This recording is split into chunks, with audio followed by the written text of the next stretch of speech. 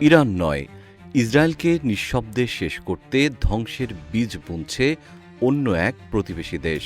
সাবেক ইসরায়েলি প্রধানমন্ত্রী নাফতালি বেনেটের এক মন্তব্যে উন্মোচিত হয়েছে এমনই এক কঠিন সত্য। তার দাবি, প্রকাশ্য শত্রু ইরানের চেয়েও এখন বহুগুণে ভয়ঙ্কর হয়ে উঠেছে কাতার। ইসরায়েলের প্রধানমন্ত্রীর কার্যালয় থেকে শুরু করে মার্কিন বিশ্ববিদ্যালয় সবখানেই পৌঁছে গেছে কাতারের হাত। 2026 সালের শেষ দিকে অনুষ্ঠিতব্য নির্বাচনে জিতে ক্ষমতায় এলে কাতারকে আনুষ্ঠানিকভাবে শত্রুরাষ্ট্র ঘোষণা করার অঙ্গীকার করেছেন বেনেট।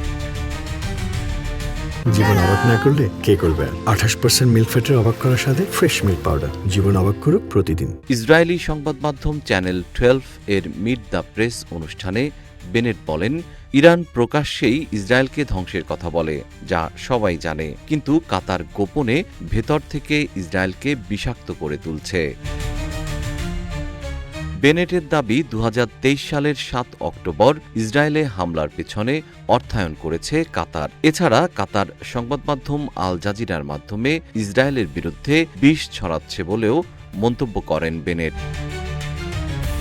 বেনেট ক্ষোভ প্রকাশ করে বলেন, ইসরায়েল এখনও কাতারকে আনুষ্ঠানিকভাবে শত্রু রাষ্ট্র হিসেবে চিহ্নিত করেনি, যা অত্যন্ত অমার্জনীয়। তিনি প্রতিশ্রুতি দেন, তার নেতৃত্বাধীন পরবর্তী সরকার গঠন হলে কাতারকে রাষ্ট্রীয়ভাবে প্রধান শত্রু ঘোষণা করা হবে।